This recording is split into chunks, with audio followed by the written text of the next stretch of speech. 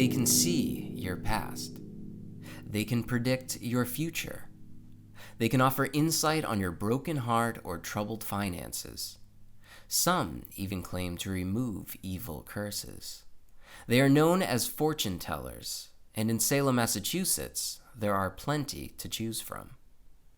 So many, in fact, that the city created a fortune-telling ordinance, making it, quote, unlawful for any person to engage in the business of palmistry, fortune-telling, phrenology, card reading, or astrology without a valid license issued by the licensing board.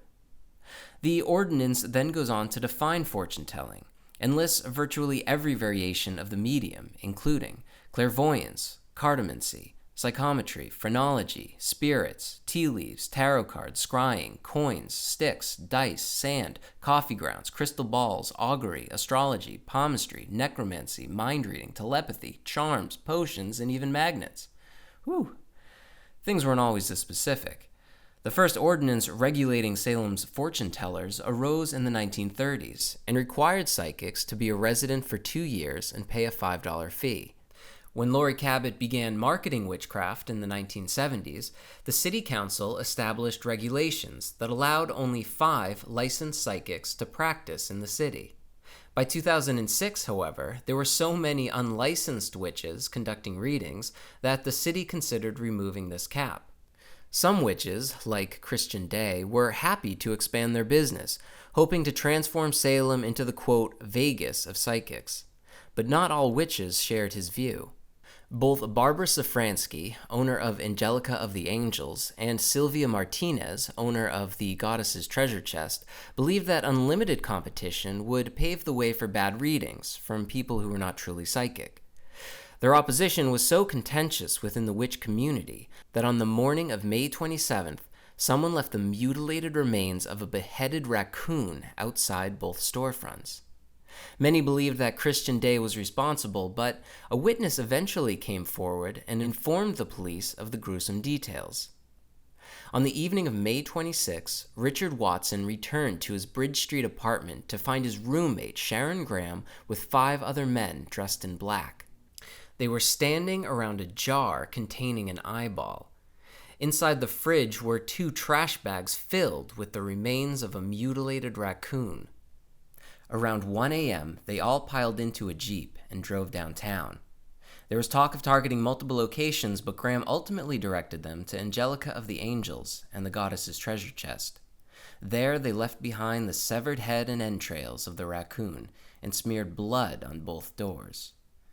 After Richard Watson eventually came to the police, Sharon Graham and Frederick Pertz were arrested and charged with malicious destruction of property, littering, and intimidation of a witness.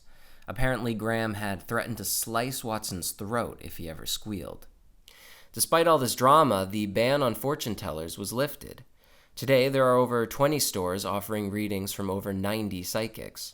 There's also 17 individual psychics licensed to work as private contractors. But if you're looking to get a reading from these witches, just be careful who you choose, because some are more wicked than others. Take, for instance, Fatima's Psychic Parlor, which, in October of 2013, was issued a cease and desist order for deception and fraud. According to multiple complaints provided to the police, psychic Debbie Mitchell informed customers that they were cursed, a curse she could remove for a fee. The price typically ranged from $50 to $100, although one man paid nearly $17,000 for Debbie's protective shield. The city ordinance, however, does not include removing evil curses from individuals, and Debbie's license was revoked. I recently visited Fatima's Psychic Parlor to see if this was still the case, and was surprised to discover that Debbie not only still gives fortunes, but also promises to remove evil curses.